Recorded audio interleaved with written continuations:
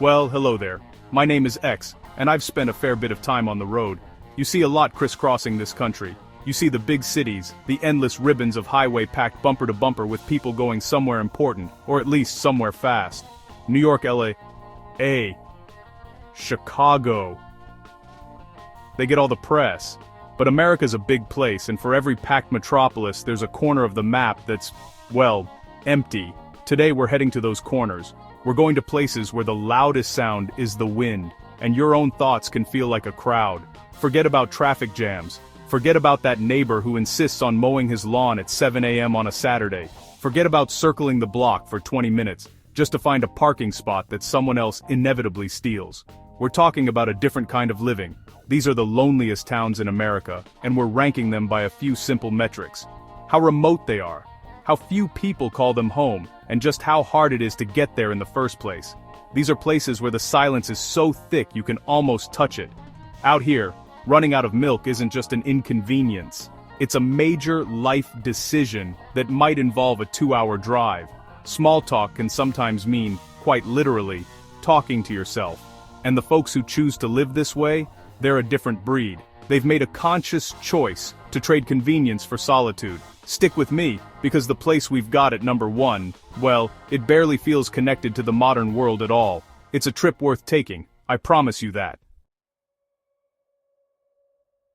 Alright, let's kick this off by heading way north, to a place that redefines the idea of a close-knit community. Welcome to Whittier, Alaska. Population, around 270 souls. Now that might not sound incredibly small, but here's the twist. Nearly every single one of those people lives in the same building. That's right, one building.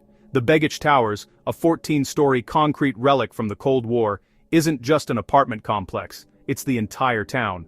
It's got the post office, the grocery store, the police station, a clinic, and even a church down in the basement.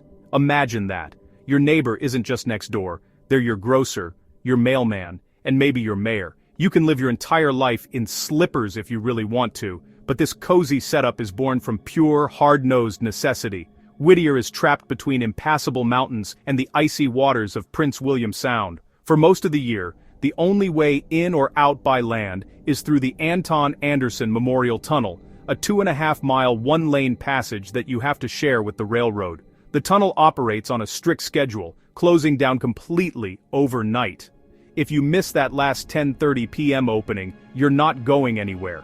You're spending the night in your car or finding a friend. This isn't just isolation, it's scheduled isolation. The weather here is no joke either. We're talking an average of 250 inches of snow and over 190 inches of rain a year. The sky is often a perpetual heavy gray, and the wind can howl in a way that makes you grateful for thick concrete walls.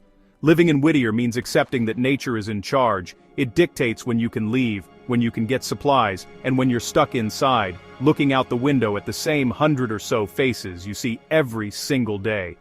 It's a social experiment and a survival test all rolled into one. It's a unique kind of loneliness, the kind where you're surrounded by people, but completely cut off from the rest of the world. From a town under one roof, we now head to a town that could fit in one room.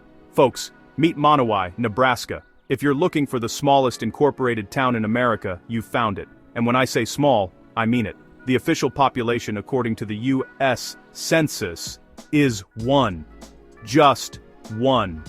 That person is Elsie Eiler, and she is, by default, the mayor, the treasurer, the clerk, the librarian, and the proprietor of the only business in town, the Monowai Tavern. Think about the logistics of that for a second. As the mayor, she has to produce a municipal road plan every year to secure state funding for the town's 4 streetlights. As the clerk, she grants her own liquor license. She pays taxes to herself, and as the town's sole resident, she technically constitutes a quorum. It's a level of civic duty that most of us can't even fathom. The paperwork alone would make most people run for the hills, but Elsie's been running this town by herself since her husband, Rudy, passed away in 2004. Monowai wasn't always this empty. Back in the 1930s, it was a small but bustling stop on the railroad line, with about 150 people, a couple of grocery stores, and even a prison. But like so many small towns on the Great Plains, when the railroad left and farming consolidated, the people left too. The children grew up and moved away, the older folks passed on, and, eventually, It was just Elsie and Rudy. And then, just Elsie. The loneliness here is palpable. The wind blows across empty lots where houses once stood. The old schoolhouse is crumbling, the church is silent. But the Monwy Tavern is an oasis. People drive for miles to have a beer, a burger, and a chat with Elsie. She's a living piece of American history, tending the flame for a town that, by all rights, should have vanished from the map decades ago. It's a profound solitude, but it's not one of despair. It's a story of resilience, of one woman keeping a promise to the place she calls home. Now we're going somewhere that's not just remote, it's practically on another planet. We're heading deep into one of the 7 natural wonders of the world, to a place most visitors to the Grand Canyon will never see. This is Supai, Arizona, the capital of the Havasupai Reservation. Located at the bottom of Havasu Canyon, it's considered the most remote community in the lower 48 states. There are no roads that lead to Supai. Let me say that again. No roads. If you want to get here, you have 3 options. You can hike 8 miles down a dusty, winding trail, you can hire a mule to carry you and your gear, or you can catch a helicopter. That's it. Mail, groceries, supplies, everything that the roughly 200 residents need to live comes in and out on the back of a mule or in the belly of a chopper. The mail is still delivered by the mule train, the last of its kind in the United States. It's a throwback to a different era, a place where time moves at the pace of a steady walk. The Havasupai people, the people of the blue-green water, have lived in this canyon for more than 800 years. Their connection to this land is ancient and profound. The village itself is a simple collection of houses, a school, a small store, and a cafe, all nestled beside the turquoise waters of Havasu Creek. It's an almost surreal contrast, the rugged red rock of the canyon walls towering thousands of feet above, and this lush, vibrant oasis of life below. It's paradise, but it's a hard-won paradise. The isolation is total. Forget cell service for the most part. Wi-Fi is spotty and slow. If a medical emergency happens, you're waiting for a helicopter evacuation. This isn't a place you just decide to live. You have to be born into it, or marry into the tribe. The loneliness here isn't about a lack of people. It's about the immense, geological separation from the outside world. It's a reminder that there are still places in this country where the modern world is just a visitor, and an infrequent one at that. We're heading back to Alaska, but this time we're going deep into the interior. If Whittier was isolated by a tunnel and the sea, our next stop, McCarthy, is isolated by sheer, rugged, unforgiving wilderness. Nestled in the heart of the Wrangell St. Elias National Park, the largest national park in the country, McCarthy is a town that clings to life at the literal end of the road. And what a road it is. To get here, you have to drive the McCarthy Road, a 60-mile stretch of mostly unpaved, unmaintained gravel, built on an old railroad bed. This isn't your average Sunday drive. The road is notorious for sharp railroad spikes working their way to the surface, ready to shred the tires of the unprepared. Most rental car companies explicitly forbid you from even attempting the drive. It takes about 3 hours if you're lucky and don't get a flat. Once you reach the end, you can't even drive into town. You have to park your car, walk across a footbridge over the Kennecott River, and then you're on your own. Welcome to McCarthy, year-round population, somewhere around 30 hardy souls. This place was born from a copper boom in the early 20th century. The nearby Kennecott mine was one of the richest copper deposits ever found. For a while, this area was a bustling hub of industry. But when the copper ran out in 1938, the company packed up and left, overnight. The town of Kennecott became a ghost town, and McCarthy nearly followed. A few rugged individuals decided to stay, embracing a life off the grid in one of the most beautiful and intimidating landscapes on Earth. Life here's a constant negotiation with the elements. Winters are long, dark, and brutally cold, with temperatures dropping to 50 below zero. The power grid is a patchwork of generators and solar panels. For months, the only way in or out is by small bush plane, weather permitting. It's a loneliness born of immense space and immense silence. The nearest hint of civilization is hours away. You don't live in McCarthy by accident. You live here because you want the world to leave you alone, and in the heart of the Wrangles, the world is more than happy to oblige. Let's leave the cold of Alaska behind and head for the heat. The the dry, relentless heat of West Texas. Our destination is Mentone, the only town in all of Loving County, and Loving County holds a special distinction. It is the least populated county in the entire United States. The 2020 census counted just 64 people in its nearly 700 square miles of territory. That's about one person for every 10 square miles. Mentone is the county seat, and its downtown consists of a courthouse, a sheriff's office, a post office, and not much else. The town sign used to proudly proclaim a population of 19, but even that might be a bit optimistic these days. Driving into Mentone feels like driving into a forgotten movie set. The landscape is flat, scrubby, and stretches to an unbroken horizon in every direction. It's oil country, and you'll see more pump jacks nodding silently up and down than you will see people. The silence here is different from the mountain silence of Alaska. It's a shimmering, heat-baked silence that presses down on you. There's no grocery store in Mentone, no gas station, no doctor. The nearest anything is in Pecos, about 23 miles away. The county school closed down years ago when there were no more children left to attend it. The people who live here are a mix of county employees, ranchers, and oil field workers. They are by necessity self-reliant. If your car breaks down out here, you better know how to fix it, because you could be waiting a long time for someone to drive by. This is a place that has been pared down to the absolute essentials. It's a land of pump jacks, rattlesnakes, and vast, empty skies. The loneliness is baked into the soil. It's the kind of place that makes you feel very small, a tiny speck in an enormous, indifferent landscape. Living in Mentone isn't just a choice for solitude, it's a commitment to an existence stripped of almost all modern conveniences, a life measured by the rising and setting of a very big sun over a very empty land. From the flatlands of Texas, we climb into the otherworldly landscapes of south-central Utah. Welcome to Hanksville, population around 160. At first glance, Hanksville seems like a simple, quiet outpost, a couple of motels, a gas station, a diner. But what makes this place so lonely isn't just its small size, it's what surrounds it. Hanksville is an island of civilization in a sea of some of the most remote and rugged terrain in the country. It's the gateway to a world of red rock canyons, bizarre geological formations, and profound emptiness. The town is bordered by Capitol Reef National Park, the San Rafael Swell, and Goblin Valley State Park. These aren't your friendly neighborhood parks with paved paths and picnic tables. This is backcountry. This is wilderness. The landscape around Hanksville is so alien, so Mars-like, that the Mars Society established its Mars Desert Research Station just outside of town. Here scientists and aspiring astronauts live in a simulated Mars habitat, conducting research and preparing for missions to the Red Planet. When your town is the best stand-in for another planet, you know you're somewhere remote. Life in Hanksville is dictated by the landscape. Tourism is a big part of the economy, but it's a specific kind of tourism. The people who come here are canyoneers, off-road enthusiasts, and explorers looking to get genuinely lost. It's not a place for the casual visitor. Running out of gas or water out here isn't an inconvenience. It can be a life-threatening mistake. Residents know this. They are planners, survivors, people who understand the power and indifference of the desert.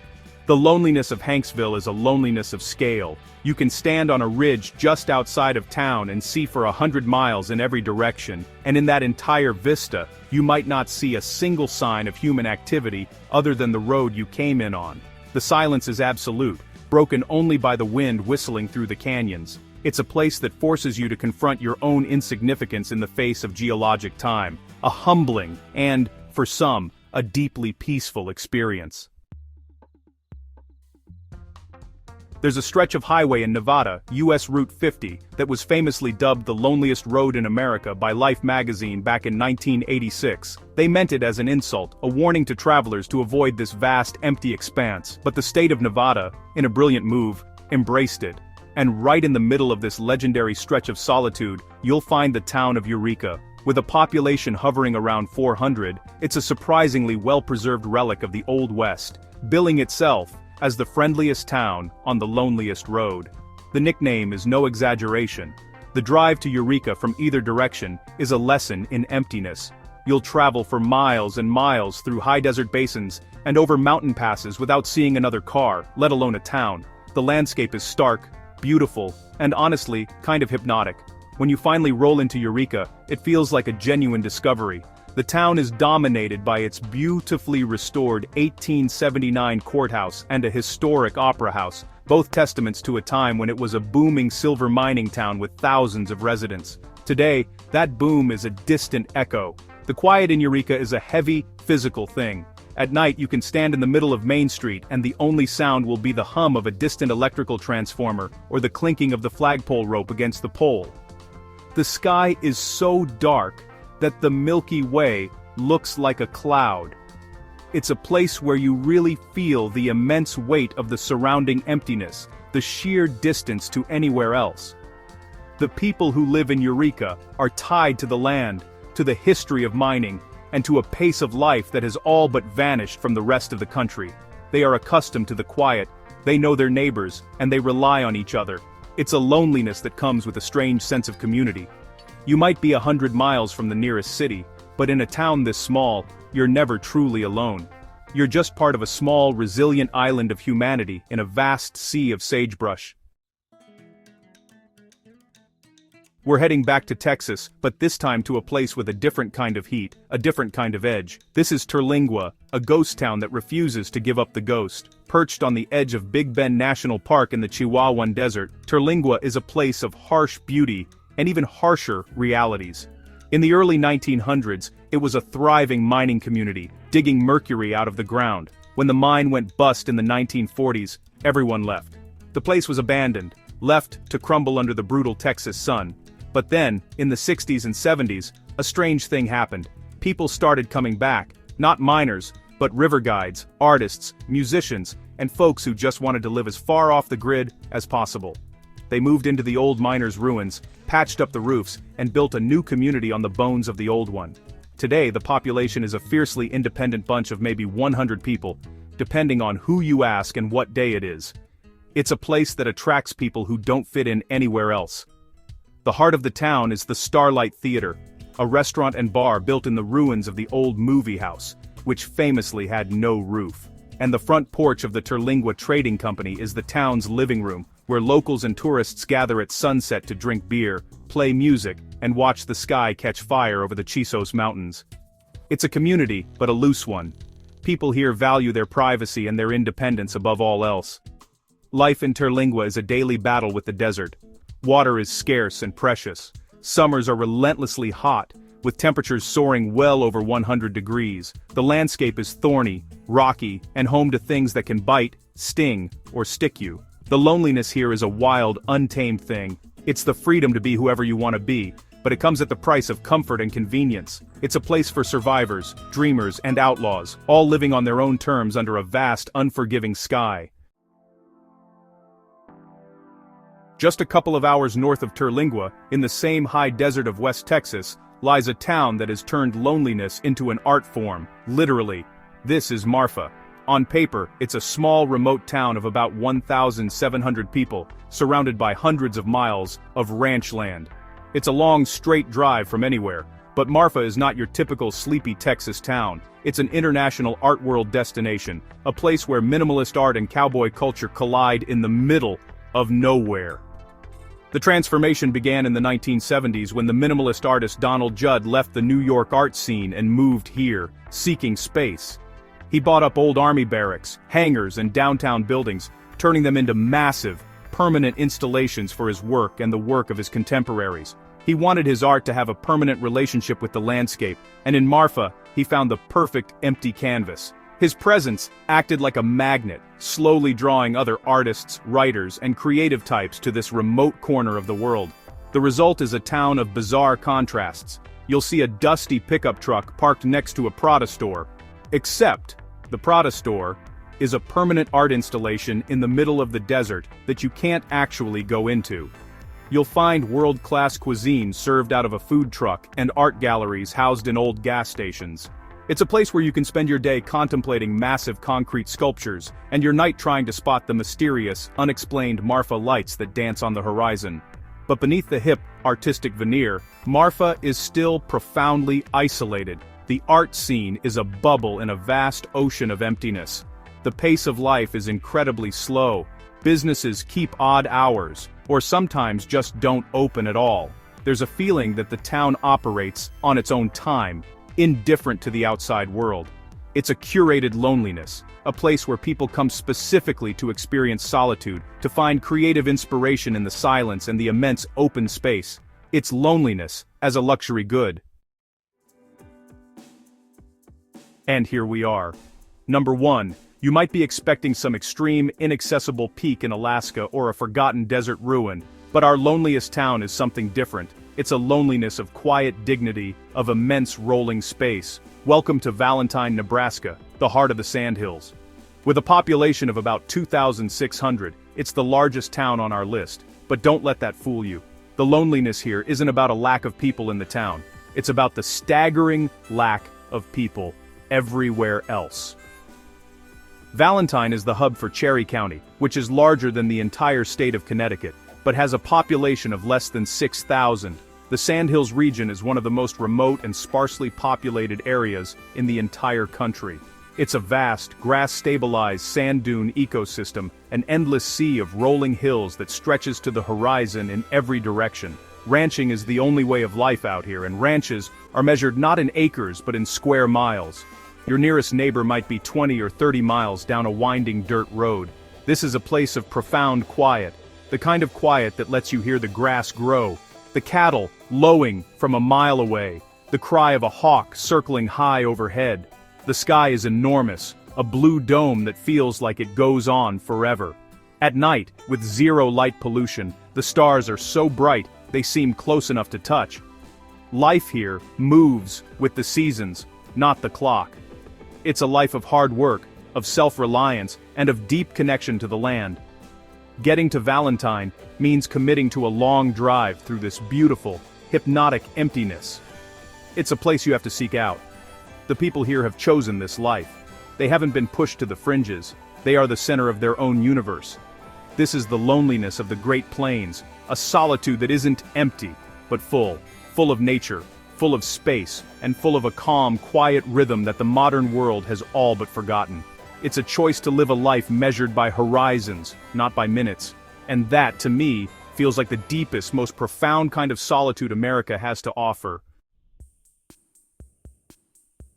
So there you have it. From a town under one roof in Alaska to a one-woman town in Nebraska, all the way to the heart of the Sandhills, we've seen that loneliness in this country isn't just about the census numbers, it's about distance, it's about the sheer physical space that can separate one person from another. It's about the quality of the silence and the weight of the sky. It's about places where self-reliance isn't a virtue, it's just a Tuesday. These towns are a powerful reminder of the sheer scale and diversity of the American experience. The people who call these places home have made a trade. They've swapped convenience for independence, crowds for community, and noise for a quiet that allows them to hear themselves think. It's not a life for everyone, that's for sure. Most of us need the hustle and the bustle, the energy that comes from being packed in together. But there's a strength and a beauty in choosing to live life on your own terms, in a place where the world can't help but leave you be.